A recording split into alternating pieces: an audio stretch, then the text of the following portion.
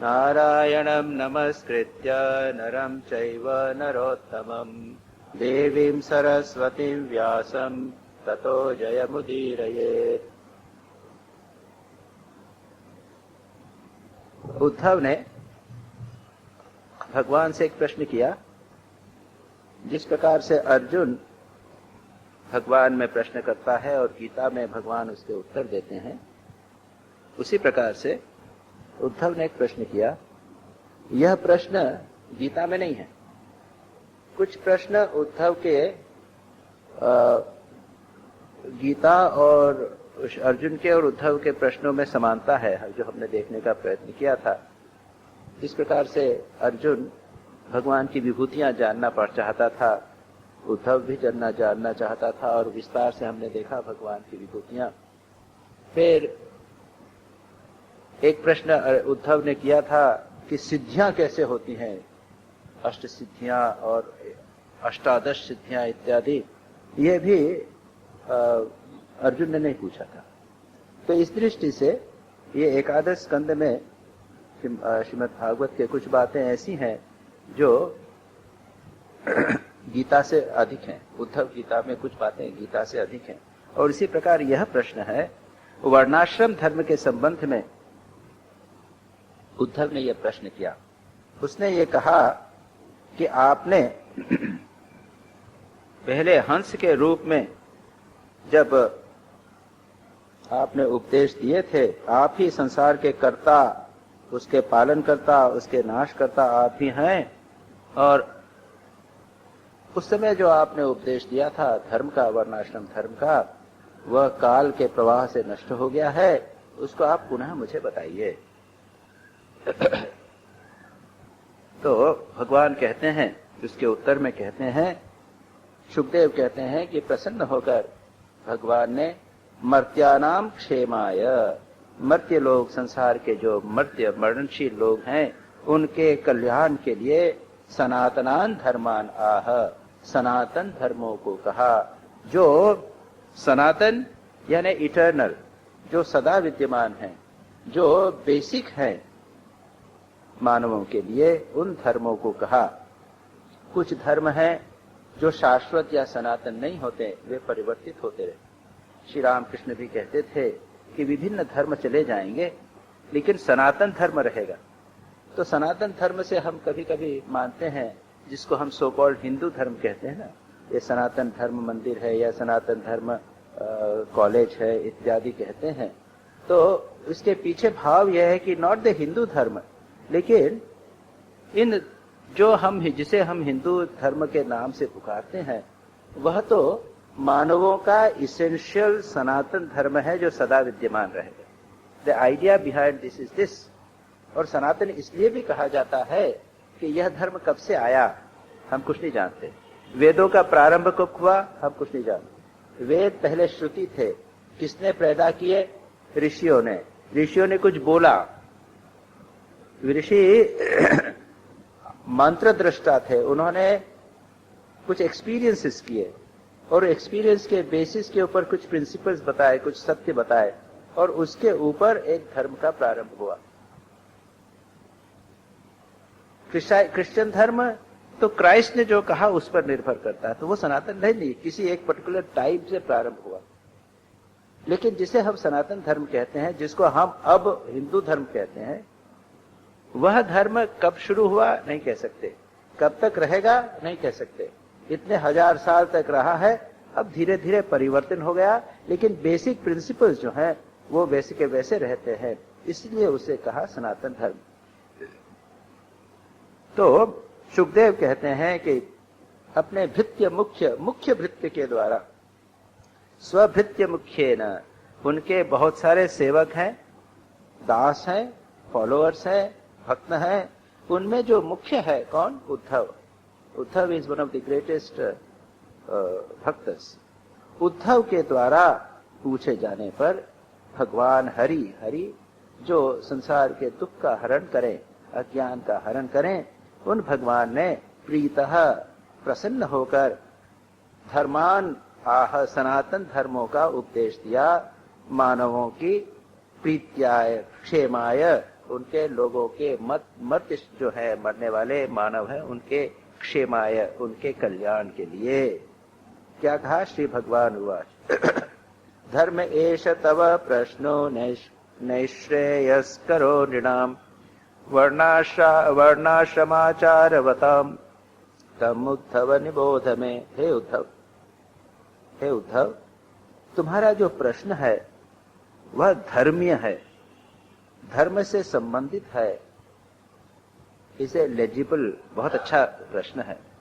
अब कोई पूछे कि कंप्यूटर कैसे चलता है, तो इसका धर्म से कोई संबंध नहीं। धर्म यानी जो कंडक्ट हमें करना है, और कंडक्ट के दो भाग होते हैं, एक तो होता है विधि और दूसरा होता है निषेध। Something not to be done and something to be done. ये ऐसा कार्य हमको करना चाहिए, ऐसा कार्य हमको नहीं करना चाहिए। इन धर्म के दोनों पार्ट होते हैं। तो कंडक्ट के संबंध में किस प्रकार से आचरण करना चाहिए, उसके संबंध में तुमने यह प्रश्न किया है। यह नृणाम, मनुष्यों का, प्राणियों का नैष्कर्य नैश्रेयस करो, निश्रेयस की प्राप्ति कराने वाला। निश्रेयस क्या है? दो शब्द आते हैं, अभ्युदय और निश्रेयस। अभ्युदय यानी वर्ल्डली प्रॉस्पेरिटी, संसार में हमारा उत्थान हो, यश प्राप्त हो, धन प्राप्त हो, प्रोजनी प्राप्त हो, इसको कहते हैं अभ्युदय। और निश्रेयस यानी इहलोक के बाद, संसार के बाद में हमारा कल्याण हो, विशेषकर मोक्ष, मोक्ष को कहते हैं निश्रेयस। तो भगवान कहते हैं उद्धव से कि तुम्हें जो प्रश्न किया है वो वर्णाश्रम आचार वाले, वर्णाश्रम आचार करने वाले मनुष्यों के निश्रेयस कर प्रदान करने वाला, मोक्ष प्रदान करने वाला, ऐसा तुमने अच्छा धर्म, अच्छा प्रश्न किया है। You asked a good question. देखिए, संतों से, भगवान से जब प्रश्न किए जाएं तो वो ऐसे हल्के फुल्के प्रश्न नहीं होने चाहिए, गहरे डीप होने चाहिए, जिससे कुछ महत्वपूर्ण बात उनसे जानी जा सके जो हमारे कल्याण के कारण। उससे सांसारिक लौकिक प्रश्न भी नहीं पूछने चाहिए, और अपेक्षा नहीं करनी चाहिए कि आकर पूछें कि महाराज बिजनेस बड़ा मंदा हो रहा है, कुछ बता दीजिए कि बिजनेस ठीक से चले। ऐसा नहीं, महाराज कुछ ऐसा कर दीजिए कि बीमार ठीक हो जाए। नहीं, वो डॉक्टर के पास जाओ, वो जैसा कहे वैसा करो। वो हमारे बस का नहीं। वो साधुओं के, महात्माओं के पास जाकर उनसे पूछे कि महाराज कैसा जीवन व्यतीत करना चाहिए, किससे भगवान में रुचि होए, मति होवे, इस प्रकार। प्रसिद्ध प्रश्न करता है अर्जुन, एक प्रसिद्ध प्रश्न करता है, स्वामी विवेकानंद एक प्रसिद्ध प्रश्न करता थे श्री रामकृष्ण से, बड़े बढ़िया प्रश्न किए उन्होंने, क्या आपने ईश्वर को देखा है इत्यादि। मास्टर महाशय ने बड़े अच्छे प्रश्न किए श्री रामकृष्ण से, संसार में कैसे रहें, ये धर्मीय प्रश्न, धर्म के संबंध में, भगवान में कैसे मन लगे, ये निश्रेयस का प्रश्न। श्री रामकृष्ण बड़े प्रसन्न हुए। और दूसरा एक थोड़ी सी मजाक भी सुन लें। एक साधु बाबा थे, एक अखाड़ा था, उनके पास में एक ऊंट था। ऊंट पहले जमाने में रहा करते थे उनके पास में, और उनका एक शिष्य था तो वो ऊंट की सेवा करता था। जब प्रवचन वगैरह होता, क्लास लेते, तब आके चुपचाप बैठ जाता। अलग अलग प्रकार के लोग होते, अब उसके दिमाग में कोई बात तो जाती नहीं, ज्यादा समझता नहीं था। वो गुरु की सेवा करनी है, ऊंट की सेवा करनी है, वो करता। एक दिन उन्होंने कहा गुरुजी ने कि अरे कुछ प्रश्न तो किया कर। देखिए, लाटू महाराज, श्री रामकृष्ण के एक शिष्य थे लाटू महाराज, तो निरक्षर थे, पढ़े लिखे नहीं थे, और ज्यादा कुछ समझते भी नहीं थे इस दृष्टि से, आई मीन अपेरेंटली। तो श्री रामकृष्ण चाहते थे उनको सिखाना पढ़ाना। तो उन्होंने एक दिन कहा, अरे तू निरक्षर रहेगा क्या, ये पहली फर्स्ट क्लास की जो प्राइमर होती है मंगवाई। कहा अच्छा मैं तुझे कुछ थोड़ा सा क ख ग सिखाऊंगा, कुछ थोड़ा तो सीख ले। वो आए और श्री रामकृष्ण ने कहा देखो अ क अ आ ई ये पहले वॉवेल स्वर सिखा दिए, वो तो सीख लिए। उसके बाद उनका बचा क, तो वो बिहारी थे, बंगाली में को बोलते हैं, और बिहारी उन्होंने का, कह रहे का नहीं को, का। अरे ये तो का आ लगा के तो बोल रहा है, इसमें आ की मात्रा जब लगेगी तब क्या होगा? वो का बोलते जाए। श्री रामकृष्ण कह रहे बाबा तेरे से कुछ नहीं होगा, जैसा गुरु वैसा चेला, तू मत कर। लाटू महाराज ने कभी श्री रामकृष्ण से कोई प्रश्न किया हो ऐसा याद नहीं आता। एक बार बात आती है, श्री रामकृष्ण ने कहा, ये गुरुगत प्राण थे, तो जानते थे कि मैं मूर्ख हूं, मैं समझता नहीं हूं, बहस तो कर नहीं सकूंगा, बिल्कुल ठीक समझते थे। तो श्री रामकृष्ण से जो कहते थे उसको मान लेते। श्री रामकृष्ण ने कहा कि शाम को नहीं सोना चाहिए, तो सारे जीवन शाम को नहीं सोए। श्री रामकृष्ण ने एक दिन किया कि रात को नहीं सोना चाहिए, रात को सोएगा तो भजन कब करेगा, तो उस दिन से सारी रात, सारे जीवन रात को नहीं सोए। अब सोच लीजिए कितना स्ट्रगल करना पड़ा होगा उनको। 2 वर्षों तक स्ट्रगल करके उन्होंने निद्रा पर विजय प्राप्त। ये प्रश्न करने वाले साधक या शिष्य ने, स्वामी विवेकानंद ने प्रश्न किए, मास्टर महाशय ने प्रश्न किए, अच्छे प्रश्न किए। संभवतः एक बार प्रश्न किया था, और वो भी एक जिसे कहते हैं ना प्रॉम्प्टेड प्रश्न। एक बार श्री रामकृष्ण ने, वो थे और शायद गोपाल दा थे, जिनका स्वामी अद्वैतानंद का पुण्य अपने जन्मदिन हम लोग 2 तारीख को मनाएंगे, वो थे। श्री रामकृष्ण ने ऐसे ही कहा, कह रहे देखो इसको सदा याद रखना, इसको सदा याद रखना, या ऐसा कहा भी याद नहीं आ रहा है कि इसके भीतर जो है उसको याद रखना, जो वो यह जो है उसको याद रखना। तो लाटू महाराज को समझ में नहीं आया, वो यही समझे कि भी ठाकुर को, श्री रामकृष्ण को याद रखना। तो श्री रामकृष्ण ने पूछा समझे? तो ये अद्वैतानंद जी पूछते हैं कि महाराज हम कैसे समझेंगे जब तक आप नहीं समझाओगे? आप कौन हैं, आप किसको याद करना हम कैसे समझेंगे? तो लाटू महाराज ने भी कहा आप समझाइए। तो श्री रामकृष्ण ने कहा अरे ये क्या समझाया जाता है, एक्सेट्रा एक्सेट्रा। तो संभवतः एक प्रश्न उन्होंने किया होगा, लेकिन मैं जो बता रहा हूं प्रसंग, इसी प्रकार के कोई भक्त होंगे, निष्ठापूर्वक गुरु की सेवा करना, ऊंट की सेवा इत्यादि करना। लेकिन गुरु ने कहा अरे ये सब भक्त लोग यहाँ, शिष्य लोग बैठे हैं, कुछ प्रश्न वश्न किया कर, ये देख कितने प्रश्न करते हैं। एक बार स्वामी लाटू महाराज को श्री रामकृष्ण ने नरेंद्र के पास भेजा था, अरे जा वो नरेंद्र वहां पर जो विचार करता है ना वो सुन। और श्री रामकृष्ण चाहते थे कि उसकी ट्रेनिंग होवे। और स्वामी विवेकानंद तो बड़े रैशनल थे, आर्ग्यूमेंटेटिव थे, तेजी से आर्ग्यूमेंट करते थे। और श्री रामकृष्ण ने बाद में आके पूछा अच्छा बता नरेंद्र ने क्या कहा। लाटू महाराज की बड़ी मुश्किल पड़ी, सुना है तो बताना पड़ेगा। तो उन्होंने कहा कि नरेंद्र ने कहा कि ये जो कुछ होता है सब प्रकृति के द्वारा होता है। तो श्री रामकृष्ण ने कहा कि तूने क्या कहा? अब लाटू महाराज डिस्क्राइब करते हुए कहते हैं हम क्या बोलेंगे, हमने क्या बोल रहे, हमने क्या बोलना, वो बंगाली और हिंदी उनका मिक्स हो जाता था। हमने क्या बोलेंगे, हम तो चुप रहा। तो श्री रामकृष्ण कहते हैं क्यों, तो इतना नहीं कह सकता था कि प्रकृति है तो प्रकृति का एक अधिष्ठाता भी होना चाहिए, कंट्रोलर भी होना चाहिए। फिर कहने लगे इस प्रकार से श्री रामकृष्ण हमको सिखाया था। This is the way in which Shri Ramakrishna used to train Lato. तो इन गुरुजी ने कहा उससे कि अरे कभी कभी प्रश्न तो किया कर, तुम्हारे दूसरे गुरु भाई कितने प्रश्न करते हैं। कहा अच्छा। एक दिन आया, हमारा एक प्रश्न है, 2-4 दिन बाद पूछा प्रश्न, क्या प्रश्न? कहा कि देखिए मेरा जो ऊंट है वो एक मुंह से खाना भी खाता है और पानी भी पीता है, चारा भी खाता है और पानी भी पीता है, लेकिन निकालता है तो अलग निकालता है, सॉलिड अलग निकालता है, लिक्विड अलग निकालता है, ये कैसे? उन्होंने कहा भैया तेरे को प्रश्न पूछने की जरूरत नहीं। अब मैं कहने होता तो कहता कि भाई तुम डॉक्टर बनने के लाए हो।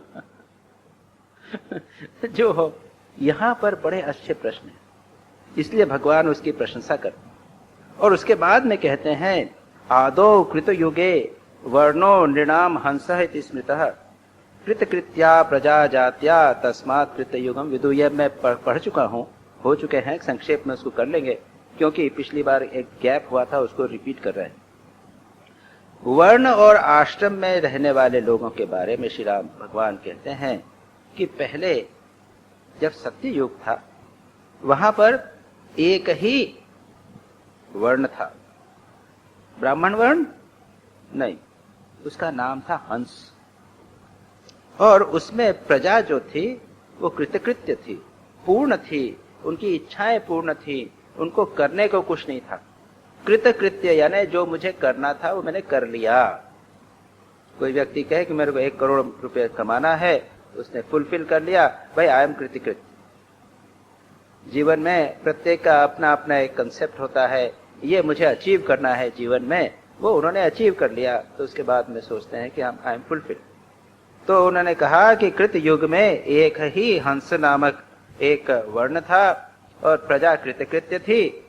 उसके बाद में वेद क्या थे, वो केवल प्रणव थे। वेद जैसे थे सेपरेटली वेद किताबें नहीं थी, केवल एक प्रणव ओंकार मात्र ही था।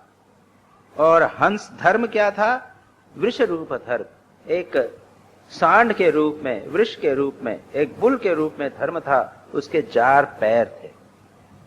याद रखिए जब कलयुग आया तब 3 पैर हो गए थे, 1 पैर बचा था। और परीक्षित ने उसको जब कॉन्फ्रंट किया, एक गाय रो रही है, एक बैल है 3 पैर वाला, 1 पैर वाला, और एक काला भुसुंड आदमी उसको मार रहा है, वो था कलयुग। और उसके बाद में उसने उसको रोका था। ये श्रीमद् भागवत के प्रारंभ में ये कथा आती है। तो प्रारंभ में इस बैल के यानी जो धर्म थे उसके 4 पैर थे। कौन से 4 थे, तपस्या, शौच, दया और सत्य, ये 4। या देखिए धर्म कहा तो आचरण की बात आती, कंडक्ट की बात आती। तो ये चारों चीजें जो हैं ये केवल कंसेप्ट्स नहीं हैं, ये आचरण में उतारने की चीजें हैं। तपस्या केवल कंसेप्ट नहीं है, उसे जीवन में उतारना पड़ता है। तपस्या में जीवन व्यतीत करना पड़ता है। शौच पवित्रता, तीसरा दया, और चौथा सत्य, सत्य का पालन करना। ये 4 चरण रूपी वो बैल था। उसके बाद उपासते तपोनिष्ठा हंसम मम मुक्त किल्बिषः, और उस समय मुक्त किल्बिषः पवित्र निष्पाप और तपस्वी लोग मेरी उपासना किया करते थे हंस के रूप में। तेता मुखे महाभाग प्राणान में हृदयात्रयी विद्या प्रादुरभूत अस्या तस्या अहम आस त्रिविक्मखः। उसके बाद त्रेता युग जब आया तो उसके प्रारंभ में भगवान के मुंह से या भगवान के हृदय से, त्रिविक्मख हृदयात, मेरे प्राण से, मेरे हृदय से त्रयी की उत्पन्न हुई। त्रयी यानी वेद, ऋग्वेद, सामवेद और यजुर्वेद, ये 3 को वेद मानते हैं। ऋग्वेद, सामवेद, यजुर्वेद। अथर्ववेद को चौथा वेद मानते हैं, लेकिन हमेशा जब त्रयी की बात होती है तब त्रयी यानी 3 वेद, मेनली 3 वेद। और फिर विप्र क्षत्रिय विट शूद्रा मुख बाहुरूपादजाः वैराजात पुरुषात जाता यह आत्माचार लक्षणाः। उसके बाद में 4 वर्णों की उत्पत्ति हुई। पहले ये कहा था ना एक ही हंस नाम का वर्ण था, अब 4 वर्णों की उत्पत्ति हुई। विप्र यानी ब्राह्मण, क्षत्रिय, वैश्य और शूद्र। ये विराट पुरुष जो है, भगवान का जो विराट रूप है उससे उत्पन्न हुई है। और आत्म आचार लक्षणा, उनको पहचाना कैसे जा सकता है, उनके कंडक्ट के द्वारा। उनके कंडक्ट के द्वारा उनको पहचाना जा सकता है। ब्राह्मण कैसा व्यवहार करेगा, वो एक व्यक्ति के व्यवहार से आप पहचान जाएंगे। कोई व्यक्ति सेवा के कार्य में लगा है, सेवा करता रहता है, ठीक है, हम कहेंगे कि वो शूद्र होगा। जो ब्राह्मण ध्यान करता है, वेद पाठी है, सदाचारी है, हम कहेंगे संभवतः ब्राह्मण। कोई शूरवीर है, युद्ध कर सकता है, वो होगा शूद्र, क्षत्रिय। और वैश्य जो व्यापार में इंटरेस्ट है, उस व्यक्ति को हम वैश्य कहेंगे। गृहाश्रमो जघनतो ब्रह्मचर्य मृदो मम वक्षस्थानात् वने वासो न्यास शीर्षणि संस्थितः। उसके बाद में कहते हैं कि उस समय बाद में 4 आश्रमों की भी उत्पत्ति हुई। गृहस्थाश्रम, ब्रह्मचार्य आश्रम, वानप्रस्थ और संन्यासाश्रम। ये 4 अलग अलग स्थानों से कहते हैं कि विराट पुरुष के जांग से गृहस्थाश्रम, हृदय से ब्रह्मचर्य आश्रम, वक्षस्थल से वानप्रस्थ आश्रम और सिर से संन्यास आश्रम की उत्पत्ति हुई। वर्णाश्रमाणाम च जन्म भूमि अनुसारिणी आसन प्रकृतियो नृणाम नीचे नीचो उत्तमोत्तमः। अब यहाँ पर एक और बात, एक तो ये कहा कि आचार के द्वारा, कंडक्ट के द्वारा हम यह पता लगाएंगे कि कौन सा व्यक्ति ब्राह्मण है, कौन व्यक्ति शूद्र है इत्यादि। लेकिन यह भी कहा है कि जन्मभूमि अनुसारिणी, जन्म स्थानों के अनुसार, यानी जिस कुल में जन्म हुआ है उसके अनुसार भी उत्तम, मध्यम, अधम मनुष्यों के प्रकृति हो सकती है। वर्णाश्रमाणाम, वर्णाश्रमी लोग हैं, उनकी प्रकृति उत्तम, मध्यम, अधम हो सकती है। उत्तम कुल में जन्म लिया तो उसकी प्रकृति उत्तम होगी, मध्यम कुल में जन्म लिया तो मध्यम होगी। ये जिसे हम हेरिडिटरी कंसेप्ट जब कहते हैं, ये यहाँ पर है कि जिस कुल में व्यक्ति जन्म हुआ है उसके संस्कार लेकर जन्म लेता है, उसके लिए, उसके कारण उसकी विभिन्न प्रकार की प्रकृति होती है। उसके बाद कहते हैं शमो दमस तपः शौचम संतोषः क्षान्तिरार्जवम् मद्भक्तिश्च दया सत्यम ब्रह्म प्रकृतयस्त्विमाः। अब कहते हैं ब्राह्मण की क्या प्रकृति है, कैसे हम जानेंगे कि समस्त व्यक्ति ब्राह्मण है। उसके बहुत सारे उन्होंने प्रकृति, ब्राह्मण प्रकृतयः, उसका कैरेक्टर, उसका कंडक्ट, उसका स्वभाव, ब्राह्मण का स्वभाव क्या है। और गीता में भी आप देखेंगे ब्राह्मण, क्षत्रिय, उनके सबके स्वभाव का वर्णन है। शमः, शम यानी मन का कंट्रोल, उनका स्वभावतः अपने मन पर कंट्रोल रखते हैं। दमः, इंद्रियों पर कंट्रोल। ये शम दम, इनको सभी स्थानों पर बहुत महत्व दिया जाता है। Self control is very very important. इंद्रियों का कंट्रोल और मन का कंट्रोल दोनों। शमः दमः। तपः, तपस्या का भाव, ऑस्टेरिटी, फॉरबियरेंस, ये दुख सहन करना या फिर शारीरिक मानसिक तपस्या करना। मौन को कहा मानसिक वाणी का तप, स्वाध्याय को वाणी का तप कहा है। और शरीर के भी तप भगवान ने गीता में अनेक प्रकार के कहे गए हैं। उपवास करना, निद्रा जागरण करना, जमीन पर सोना, ये ग्रॉस तप के भी वर्णन आपको मिल सकते हैं। कई लोग तपस्वी होते हैं। जैन धर्म फॉर एग्जाम्पल एक तप प्रधान धर्म है, तो उसमें 2 प्रकार के तप क्या है, बाह्य तप और आभ्यंतर तप। जो एक्सटर्नल तप है, खाना नहीं खाना, कम खाना, जमीन पर सोना इत्यादि, ये एक्सटर्नल तप है।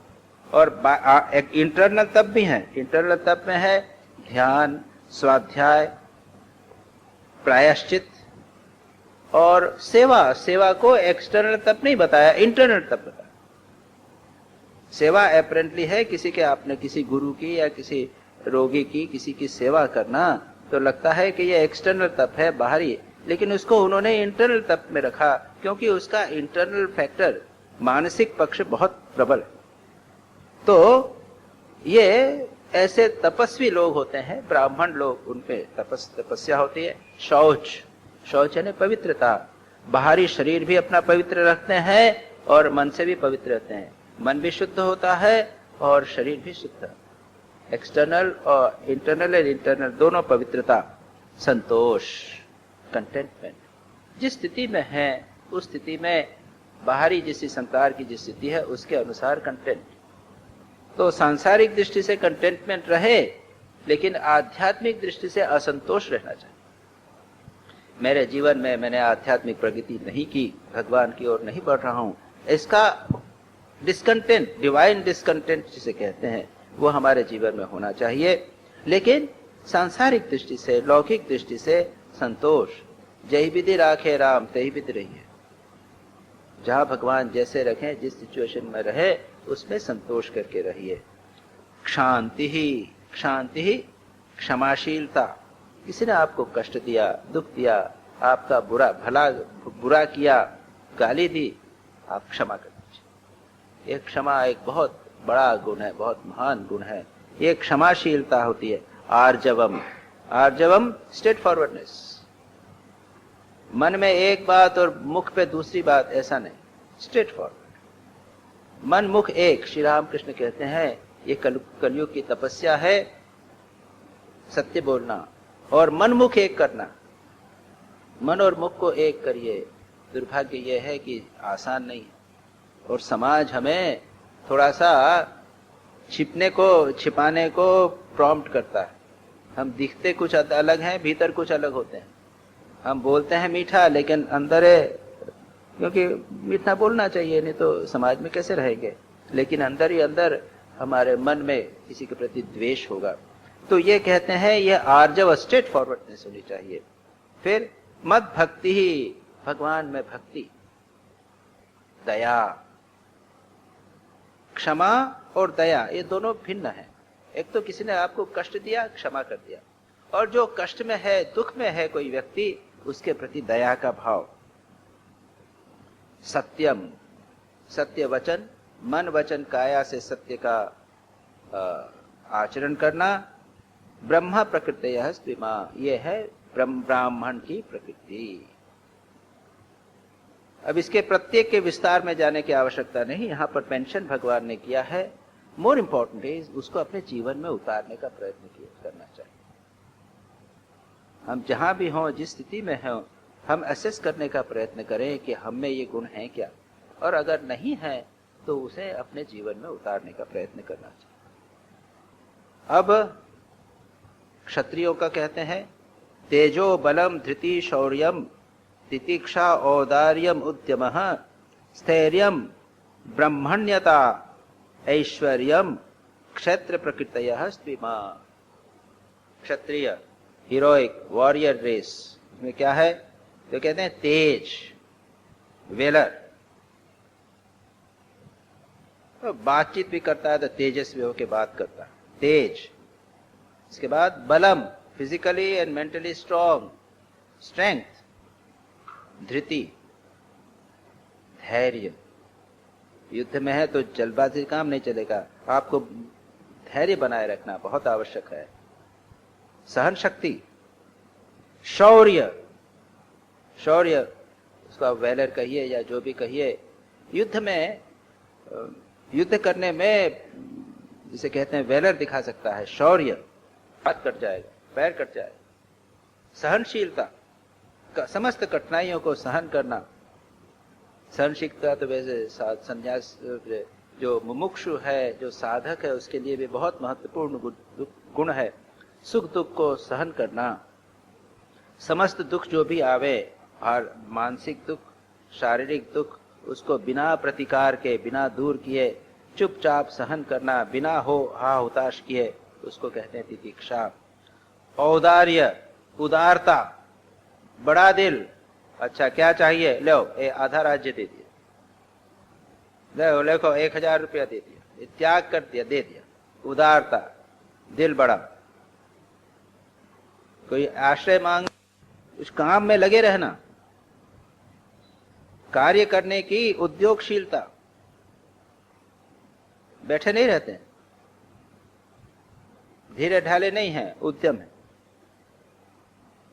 एक के बाद एक कार्य करने की क्षमता है, उद्यम है, जिसे कहते हैं उद्योगशीलता, एंटरप्राइजिंग।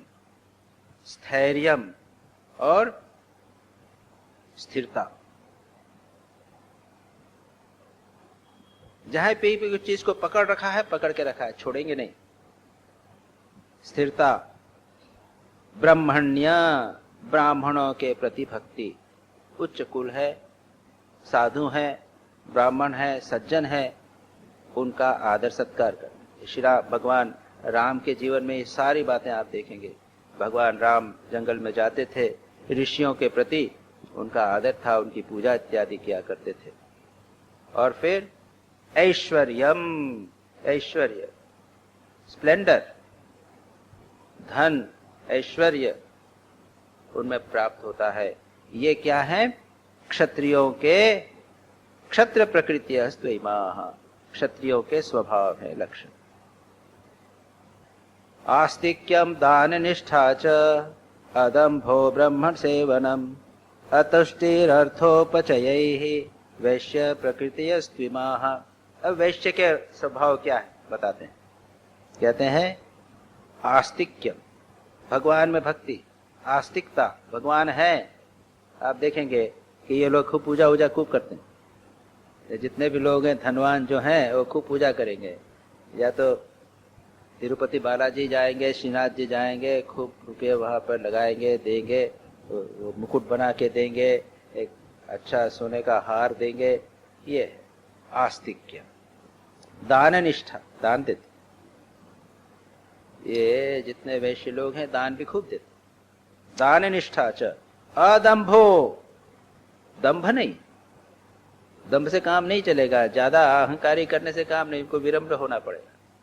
बिजनेस में अगर इनको सक्सेस है तो बिल्कुल विनम्र, जहां भी जाके सब विनम्रता से बात करे। जहां दंभ हुआ तो वहां समस्या हो जाए। अदम्भः ब्रह्म सेवनम, ब्राह्मणों की सेवा। और अर्थोपचय ही अतुष्टि ही, अर्थ उपचय, धन के कमाने में संतोष नहीं, अतुष्टि, वहां रुकेंगे नहीं। That is the point. Main purpose धन कमाना, अर्थ उपचय में तुष्टि नहीं। ये वैश्य प्रकृति है, ये वैश्यों की प्रकृति है। शुश्रूषणम द्विजगणाम देवानाम च अपि अमायया तत्र लब्धे न संतोषः शूद्र प्रकरयत अस्तिमा। अब शूद्र की क्या प्रकृति है? वो कहते हैं द्विज गवाम शुश्रूषणम, देवानाम, देवताओं, द्विजों, द्विज यानी कौन से हुए?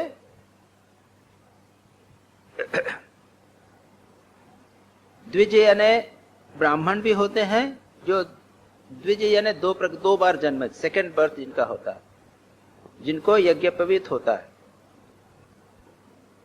जन्मना जायते शूद्रः संस्कारात् द्विज उच्यते। तो हमारे धर्म के, हिंदू धर्म के अनुसार ब्राह्मण, क्षत्रिय और वैश्य, ये तीनों का यज्ञोपवीत होता है। ऐसा नहीं कि केवल ब्राह्मण का होता है, तीनों का। आप देखेंगे भगवान राम का जो चित्र आप देखेंगे, जिसमें वो कुछ बिना कपड़े पहने हैं, उनके पास में हाथ में धनुष भी है, लेकिन एक यज्ञोपवीत भी है। तो वो क्षत्रिय होते हुए भी यज्ञोपवीत है। अलग अलग उनके कंसेप्ट्स होते हैं, अलग अलग रूल्स होते हैं। तो ब्राह्मण, वैश्य, शूद्र जो भी द्विज हैं, और देवताओं की अमायया, निष्कपट भाव से सेवा करना। एक शुश्रूषा, निष्कपट भाव से सेवा करना। और तत्र लब्धेन संतोषः, और उससे जो कुछ मिल जाए उससे संतोष करना। गयों, द्विज गवाम, द्विज गाय, देवताओं की सेवा, बिना अमाया यानी निष्कपट भाव से सेवा करना। उससे जो प्राप्त हुए, लब्धे न, जो कुछ धन प्राप्त हो उससे संतोष करना, ये शूद्र का स्वभाव।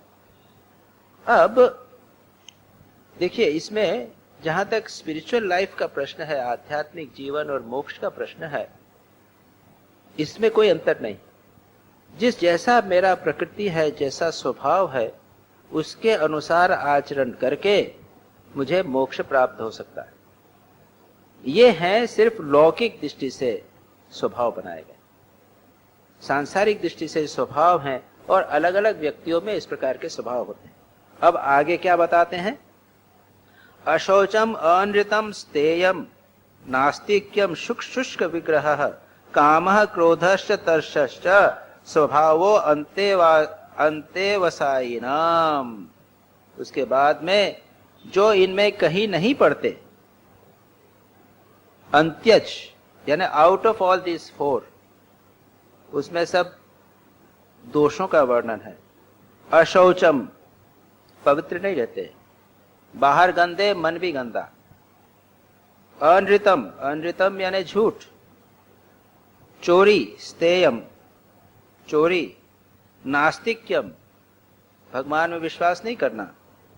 शुष्क विग्रह, शुष्क विग्रह यानी झगड़ा फिसाद करना, क्वारलसम।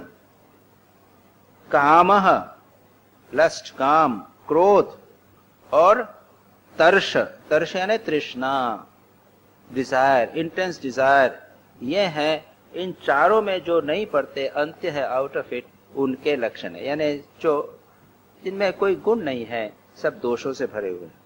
अहिंसा सत्यमस्तेय मकाम क्रोध लोभता बोध प्रिय भूत प्रिय हिते हाच धर्म्यो यम सार्ववर्णिकः।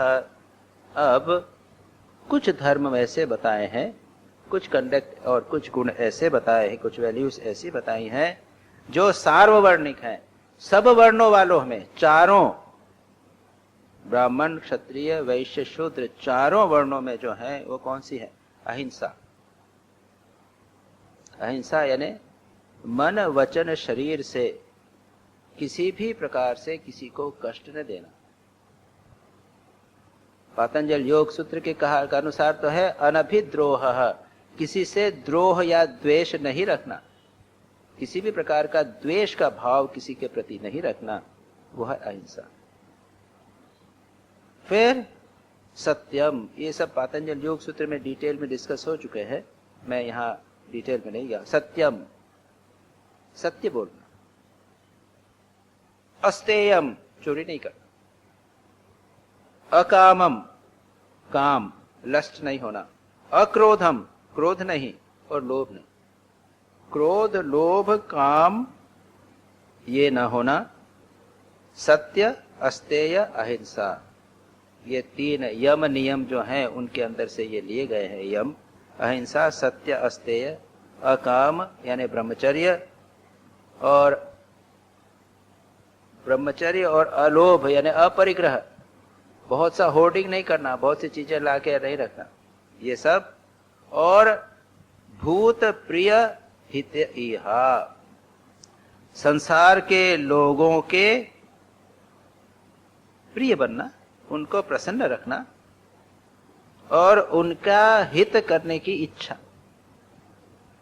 लोगों को किसी को कष्ट नहीं देना, प्रिय उनको प्रिय होना, उनके प्रति प्रियता का भाव, प्रसन्नता का भाव और उनके हित की इच्छा। इहा यानी इच्छा, संसार के प्राणियों की इच्छा, उनको कष्ट दूर करने की प्रयत्न करना।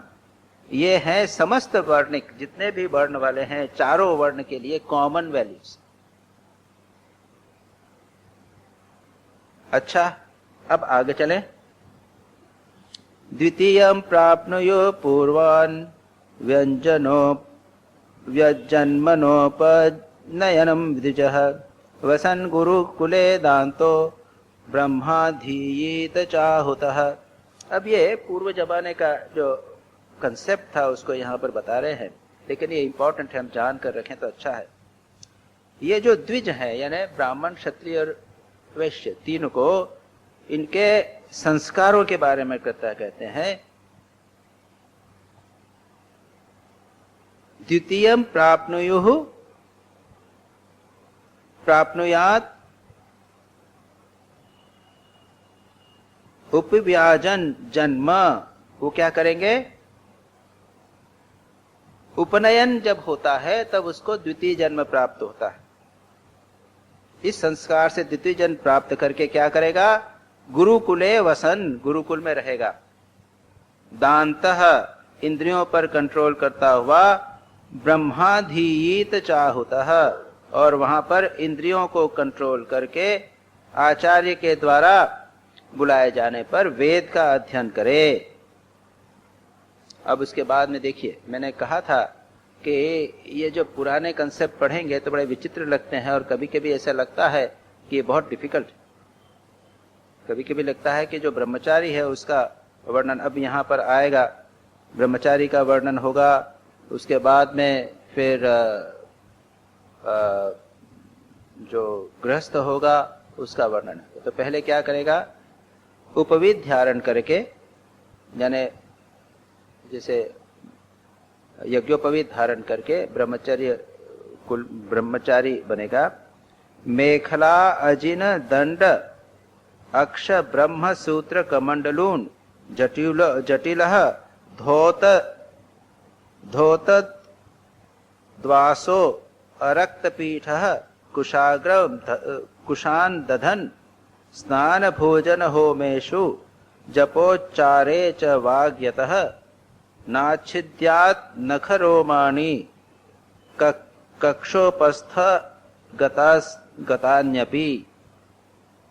अब बड़ा लंबा वर्णन है। वो ब्रह्मचारी जब यज्ञोपवीत हो गया उसके बाद क्या करेगा, तो कहेगा कि वो गुरुकुल में जाके रहेगा, वेद का पाठ करेगा और उसको वेद का अर्थ पर चिंतन करेगा।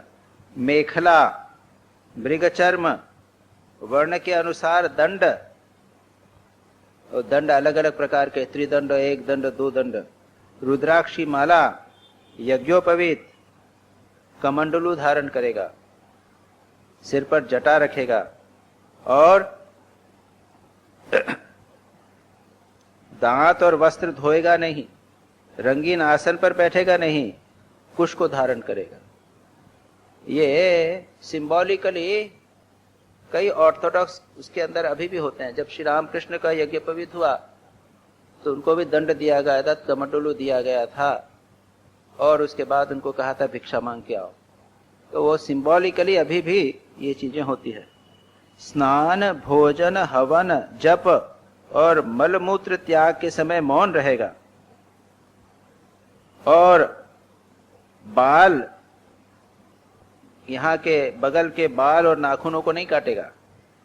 Very peculiar sort of life. लेकिन ऐसे रहे हैं, पहले जमाने में इस प्रकार के लोग भी रहे हैं जो इसको पूर्ण रूप से पालन करते थे। रेतो न विक्रेत जातु ब्रह्म व्रत धरः स्वयं अवकीर्णे वगाह्याप्सु यात सुस्त्री पदीम जपेत। पूर्ण ब्रह्मचर्य का पालन करेगा और अगर स्वप्न दोष हो जावे तो स्नान करके प्राणायाम करेगा और गायत्री का जप करेगा। उसके बाद ब्रह्मचारी को पवित्रता के साथ, मैं उसका संस्कृत नहीं पढ़ता हूँ, उसको केवल हिंदी पढ़ देता हूँ। ब्रह्मचारी को पवित्रता के साथ एकाग्र चित्त होकर अग्नि, सूर्य, आचार्य, गौ, ब्राह्मण, गुरु, वृद्धजन और देवता की उपासना करनी चाहिए तथा सायंकाल और प्रातःकाल मौन होकर संध्या उपासना एवं गायत्री का जप करना चाहिए। ये तो एक्सटर्नल कुछ रूल्स बताया। उसके बाद में एकाग्र चित्त होकर, वो पुराना ऑल द ओल्ड कंसेप्ट्स जो पुराना वैदिक धर्म रहा होगा उसके अनुसार है ये। एकाग्र चित्त होकर अग्नि, सूर्य, आचार्य, गाय, ब्राह्मण, गुरु, वृद्धजन और देवताओं की उपासना करना चाहिए और संध्या काल और प्रातः काल मौन होकर संध्या उपासना एवं गायत्री का जप करना चाहिए। आज के युग के अनुसार इसमें थोड़े से मॉडिफिकेशन अवश्य किए जा सकते हैं। देवताओं की अगर आश्रम में रहें तो किसी न किसी प्रकार की उपासना तो करते ही है। उसके बाद संध्या उपासना, ध्यान, गायत्री का जप, ये भी कई आश्रमों में आज भी किया जाता है। आचार्य को मेरा ही स्वरूप समझे, कभी उनका तिरस्कार न करे। आचार्य का कभी इंसल्ट नहीं करना चाहिए, उनको भगवान का ही रूप समझना चाहिए। उन्हें साधारण मनुष्य को समझकर दोष दृष्टि न करे, गुरु में कभी दोष न देखे। कठोपनिषद के प्रारंभ में और जो हमारा शांति मंत्र है ना, ओम सहनाववतु सहनौ भुनक्तु सह वीर्यं करवावहै तेजस्विनावधीतमस्तु मा विद्विषावहै। अंत में है कि गुरु और शिष्य एक दूसरे से द्वेष न करें, वहां द्विवचन में है, हम दोनों में एक दूसरे के प्रति द्वेष न होवे। गुरु अगर शिष्य के प्रति द्वेष करेगा तो उसकी पोटेंशियलिटी जो उसके अंदर है उसको वह उसका तिरस्कार करे, और शिष्य अगर गुरु से द्वेष करेगा तो वह उससे जो विद्या है उसको वो प्राप्त करके एक्सेप्ट नहीं कर सकेगा। तो कहते हैं कि उन्हें साधारण मनुष्य समझकर दोष दृष्टि न करे, क्योंकि सर्वदेवमयो गुरु, जो गुरु है वह सर्वदेवमय है, सभी देवता मानव गुरु के भीतर रह गए। फिर कहते हैं सायंकाल और प्रातः काल दोनों समय जो कुछ भिक्षा में मिले वह लाकर गुरु के आगे रखते हुए केवल भोजन ही नहीं जो कुछ हो सब तदनंतर उनके आज्ञानुसार बड़े संयम से भिक्षा आदि का यथोचित उपयोग करे। इसके बाद में कहते हैं पहले जमाने में रिवाज था, और श्री राम कृष्ण का भी जब यज्ञोपवीत हुआ तो पहले उन्होंने भिक्षा की। गुरुकुल में जब शिष्य रहते थे, ब्रह्मचारी रहते थे, तो भिक्षा के लिए जाते थे, और जो कुछ मिलता था तो खुद खाना नहीं है, वो गुरु को लाके देना है और गुरु जो उसमें से देंगे उसको खाए। सर्वत्र सभी स्तरों पर संयम का उपयोग परम आवश्यक, और सारा कंसेप्ट, सारा वर्णाश्रम धर्म का जो कंसेप्ट है उसका भाव यही है, शरीर मन के सभी लेवल के ऊपर संयम का अभ्यास किया जाए, जिससे मन एकाग्र हो और भगवान के भजन में अच्छी तरह लग सके। आचार्य यदि जाते हो तो उनके पीछे पीछे चले, उनके सो जाने के बाद बड़ी सावधानी के से उनसे थोड़ी दूर पर सोवे, थके हों तो पास बैठकर चरण दबावे, बैठे हों तो उनके आदेश की प्रतीक्षा में हाथ जोड़कर पास में ही खड़ा रहे। इस प्रकार अत्यंत छोटे व्यक्ति की भांति सेवा शुश्रूषा के द्वारा सदा सर्वदा आचार्य की आज्ञा में तत्पर रहे। और इसके भी आदर्श हम देखते हैं, पुराणों में अगर पढ़ें, वेदों में पढ़ें, बहुत सारे गुरु शिष्य को आदेश देते थे। सूफियों की जीवनी में पढ़ें, उसमें भी ऐसा है कि गुरु आदेश देता जा भिक्षा मांग के ला, उसके बाद जो मिलता तो कुछ देता नहीं, गुरु नहीं देते। शिष्य खड़े रहते हैं, उनकी आज्ञा का पालन करते हैं, उनकी सेवा करते हैं, रात को जागते हैं, देखते हैं कि सेवा की आवश्यकता तो नहीं है। इस प्रकार से एक बहुत ही स्ट्रिक्ट डिसिप्लिन का यहाँ पर वर्णन किया हुआ है। जब तक विद्या अध्ययन समाप्त न हो जाए तब तक सब प्रकार से भोगों से दूर रहकर इसी प्रकार गुरुकुल में वास करे, और कभी अपना व्रत को खंडित न करे। ब्रह्मचर्य के व्रत को जब तक गुरुकुल में वास करे तब तक खंडित। इस प्रकार से करने के बाद में यदि ब्रह्मचारी का विचार हो कि मैं मूर्तिमान वेदों के निवास स्थान ब्रह्मलोक में जाऊं, तो उसे आजीवन नैष्टिक ब्रह्मचर्य व्रत कर लेना चाहिए, और वेदों के स्वाध्याय के लिए सारा जीवन आचार्य की सेवा में समर्पित कर देना चाहिए। अगर उसका हायर कंसेप्ट है, वो संसारी नहीं बनना चाहता, तो नैष्टिक ब्रह्मचारी का विधान है, यानी निष्ठापूर्वक सारे जीवन ब्रह्मचारी बना रहे। एक ब्रह्मचर्य का व्रत लेकर सारे जीवन आजीवन ब्रह्मचार्य व्रत कर लेकर वेदों का स्वाध्याय का अध्ययन करता हुआ सारा जीवन आचार्य की सेवा और आचार्य जो आदेश दें उसके अनुसार वह जीवन यापन कर सकता है। ऐसा ब्रह्मचारी सचमुच ब्रह्म तेज से संपन्न हो जाता है, उसके सारे पाप नष्ट हो जाते हैं। उसे चाहिए कि अग्नि गुरु और अपने शरीर और समस्त प्राणियों में मेरी ही उपासना करे, और यह भाव रखे कि मेरे तथा सबके हृदय में एक ही परमात्मा विराजमान। वो एक बहुत उच्च कोटि का व्यक्ति होता है, और ऐसे बहुत सारे नैष्ठिक ब्रह्मचारी आज भी हम प्राप्त करते हैं, जो आजीवन विवाह नहीं करते, ब्रह्मचारी रहते हैं, सन्यासी नहीं होते, लेकिन उनका जीवन अत्यंत उदात्त जीवन होता है। और वे जैसा यहाँ पर कहा है कि उसको अग्नि गुरु अपने शरीर और समस्त प्राणियों में मेरी ही उपासना करे।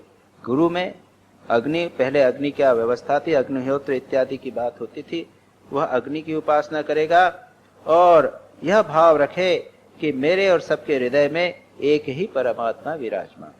तो एक ये लाइफस्टाइल बताई गई है, ब्रह्मचारी की लाइफस्टाइल। उसके बाद में इसके बाद की चर्चा, इसके आगे के और भी बहुत सारे नियम हैं। उसके बाद में गृहस्थों के नियम हैं, वानप्रस्थियों के नियम हैं, और कम से कम उसको पढ़ना और getting used to it is important. आज के जमाने में जब बहुत सभी जगह से बिल्कुल कोई नियम नहीं रहे हैं, ऐसे में इनको पढ़ना और थोड़ा सा अध्ययन करना, चिंतन करना उपयोगी है। तो आज यहीं पर बंद करते हैं। नारायणं नमस्कृत्य नरं चैव नरोत्तमं देवीं सरस्वतीं व्यासं ततो जयमुदीरयेत्।